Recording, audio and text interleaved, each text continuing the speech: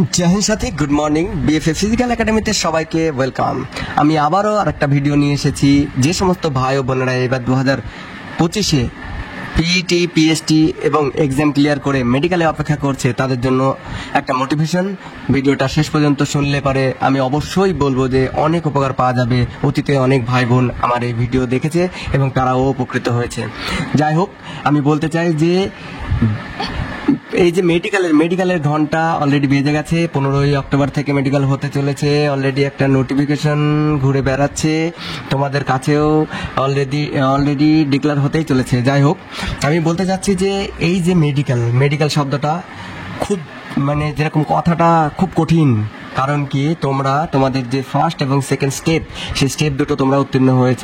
একটা স্টেপ তোমাদের সামনে উত্তীর্ণ হলেই তোমাদের চাকরি কনফার্ম হয়ে যাবে, যদি তোমাদের ভালো এবং ঠিকঠাক স্কোর থাকে। তো সাথে আমি বলতে চাই, মেডিকেলে যাওয়ার জন্য তোমরা প্রিপারেশন এবং কিভাবে প্রস্তুতি নিচ্ছ সেই বিষয়ে আজকে আমার এই আলোচনা। ভিডিও শেষ পর্যন্ত থাকবেন, অবশ্যই উপকার পাবেন। যাই হোক, আমি বলতে চাই যে মেডিকেল অ্যাকচুয়ালি কি। মেডিকেল হচ্ছে তোমার শরীরের ভিতরে কোনো ধরনের সমস্যা, তোমার শরীরের বাইরের যে এক্সটার্নাল পার্টস, সেখানে কোনো ধরনের বাঁকা টারা এবং বিভিন্ন রকমের প্রবলেমস যেগুলো দেখা যায়, সেই সমস্ত প্রবলেমস আসলে পারে তোমাকে আনফিট করতে পারে। তো মেডিকেলে টোটাল এসএসসির কটা পয়েন্ট থাকে সেটা প্রথমে তোমাদের আমি জানাচ্ছি। এসএসসি টোটাল 42 পয়েন্টস ওদের কাছে থাকে, যে পয়েন্টসগুলোর উপর তোমাকে মেডিকেল বা রিমেডিকেল পয়েন্টস দিতে পারে। তো 42 পয়েন্টসের মধ্যে যে মেজর পয়েন্টসগুলো আমি আলোচনা করব এক এক করে, সেই সমস্ত দিকগুলোই যদি তোমাদের কোনো প্রবলেমস থাকে, থাম্বনেইলে আমার ফোন নাম্বার আছে, সেই নাম্বারে কল করে আমার সঙ্গে সুবিধাও নিতে পারো। আমি তোমাদের সঙ্গে থাকবো। এবার এসএসসি জিডি যতদিন মেডিকেল না হচ্ছে ততদিন আমি তোমাদের সঙ্গে 1-to-1 গতবারের মতো আবার কন্ট্যাক্টে থাকবো। তো আমি বলতে চাই যে ফার্স্ট পয়েন্ট হচ্ছে যেটা বলা হয় যে নকনি হচ্ছে মেডিকেলের প্রথম যে পয়েন্ট। সেই পয়েন্টে তোমরা যদি কারো হাঁটু বাঁধে, এবং অ্যাকচুয়ালি নকনিটা চেক করা হয় কোথায় থেকে, সেই বিষয়টা বুঝতে হবে। যে আমরা পায়ের পাতাগুলো এক জায়গায় করি, তার উপরে যে দুটো আমাদের পায়ের গিটে থাকে, সেই গিটের ওপরে যে পার্ট, সেখানে 2.5 ইঞ্চি গ্যাপ হওয়ার দরকার আছে। তো ওই জায়গাটা তোমরা লক্ষ্য করবে। যদি কোনোভাবে এখানে গ্যাপ 2.5 ইঞ্চির বেশি বা 2.5 ইঞ্চির কম থাকে, তা তোমাদের আনফিট করতে পারে। তো সেই জিনিসগুলো একটু নিজেরা লক্ষ্য করে রাখবে। আর হাঁটু বাঁধলে পারে তোমাদের অনেক সময় দাপনা মোটা থাকে। তো অনেক এক্সারসাইজ আছে আমাদের ইউটিউব চ্যানেলে আছে, সেই সমস্ত ভিডিওগুলো তোমরা দেখো এবং 10টা এক্সারসাইজ যদি করো, এখনো সময় আছে 15 দিন, তোমরা অবশ্যই তাতে উপকারিত হবে। তারপর আসছে সেকেন্ড পয়েন্ট, ক্যারি অ্যাঙ্গেল হচ্ছে হাত তোমার 10 ডিগ্রি থেকে 20 ডিগ্রির মাঝে হওয়ার দরকার আছে। 10 ডিগ্রি কম হলে পরে স্ট্রেট অ্যাঙ্গেল এবং 20 ডিগ্রি পরে হলে পরে তোমার ক্যারিং অ্যাঙ্গেল।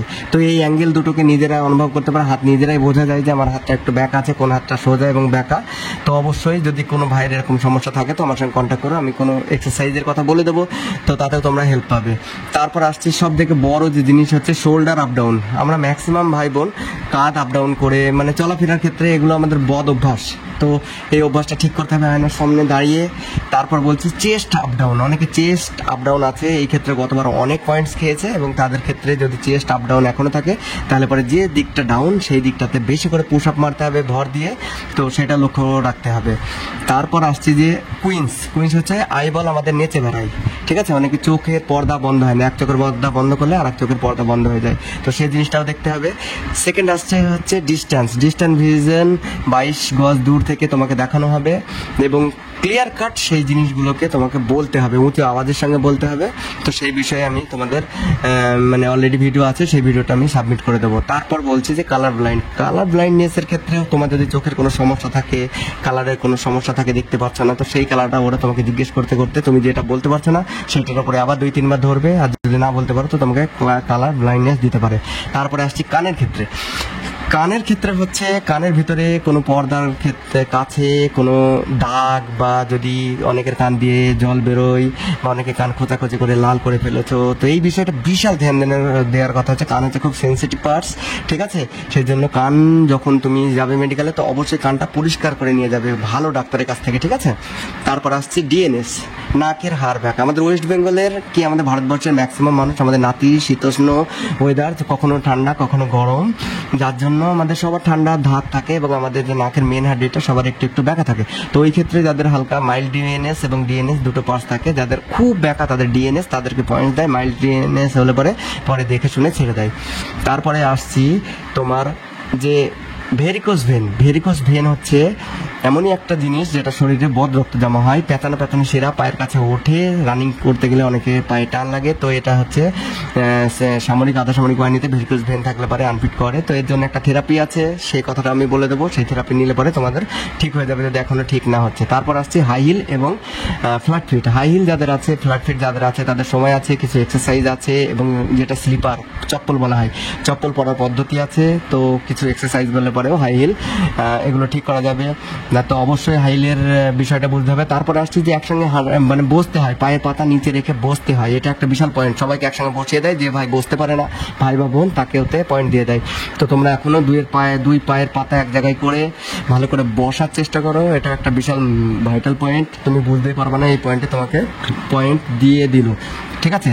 তারপর আসছি যে ফিঙ্গারের হাতে পসিনা, এটা গতবার এসএসসিতে দেখেনি, কিন্তু এবার যদি সেরকম হয় তোমার মাথা ঘামলে পারে অটোমেটিক তোমার হাতে হাত দিয়ে দেখবে যে তোমার ঘামছে। এর জন্য নিজেকে কন্ট্রোল রাখতে হবে, ভীষণভাবে কন্ট্রোল রাখতে হবে, ঠিক আছে। মাথা যাতে ঘামে না, টেনশন নেওয়ার কিছু নেই। মেডিকেল এমন একটা জিনিস, ইজিভাবে এটাকে ফেস করতে হবে তোমাকে, ঠিক আছে। তারপর আসছে তোমার এই যে আঙুল ব্যাকা, কারোর আঙুল ছোট, কারোর আঙুলের হাতের আঙুলগুলো মোটা মোটা, তো সেই সমস্ত ভাই বোনদের বলছি হোমিওপ্যাথি ওষুধ যদি খাওয়া যায় তো এগুলো অনেক কভার হয়ে যায়। তো এখনো সময় থাকলে পরে এগুলো করো, ঠিক আছে। তারপরে তোমাদের আসছে যে ব্লাড প্রেশার একটা বিশাল বড় ভাইটাল পয়েন্ট, যে সমস্ত ভাই বোনেরা হঠাৎ করে কোনো জায়গায় ফেস করছে। তো আমি এদের জন্য বলি প্রি মেডিকেল করলে পারে কি হয়, এই ভয়টা কেটে যায়, হঠাৎ করে তোমার প্রেশার বাড়বে না। কারণ তোমাকে যখন আগেভাবে তুমি চেক করবে তখন তুমি একটা জিনিস বুঝতে পারবে যে তোমার প্রেশার অলরেডি কত। তো সেই জিনিসটা না হলে পরে হঠাৎ করে তুমি প্রেশার সামনে বসে দিলে পরে তোমার হঠাৎ করে প্রেশার বাড়তে পারে। যাই হোক, সেই সময় কাছে একটু জলের বোতল রাখতে হবে, প্রেশার মাপার আগে হালকা হালকা জল খেতে হবে, নিজের সব থেকে সুন্দর মুহূর্তগুলোকে অনুভব করতে হবে, ঠিক আছে। প্রেশার। তারপরে আসি এক্সরেতে বুকে তোমরা এখনো যদি কেউ ধূমপান করছো, তোমাদের আমি আগে বলেছি ধূমপান প্রোহিবিটেড, ধূমপান করো না, এক্সরে করলেই ধরা পড়ে যাবে। আর ধূমপান করে যদি আনফিট হয়ে যায় তাহলে বিশাল কষ্ট পাবে, আমি বলছি, ঠিক আছে। তো তারপর তোমার ব্লাডে হিমোগ্লোবিনের মাত্রা, ইউরিনে সুগারের মাত্রা, এগুলোকে দেখতে হবে। যেটা ইউরিনে আর একটা জিনিস প্লাটিনামের মাত্রা বেশি হলে পরে প্রবলেম আছে, সেই জন্য এখন থেকে খাবার দাবার নিয়ন্ত্রণ করো এবং কেউ খবরদার যাতে মানে দারু জাতীয় জিনিস কেউ এখন সেবন করবে না, ঠিক আছে। নিজেরা একটু তেতো খাওয়ার চেষ্টা করো।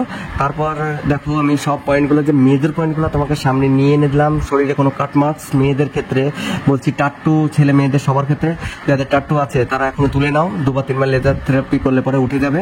আর মেয়েরা যারা স্পেশালি হাত কাটা, সেই সমস্ত মেয়েদের বলছি খুব সাবধান, ঠিক আছে। যদি এরকম এখনো স্ট্রেস মার্ক থাকে তো সেই মার্কসগুলো তুলে ফেলো।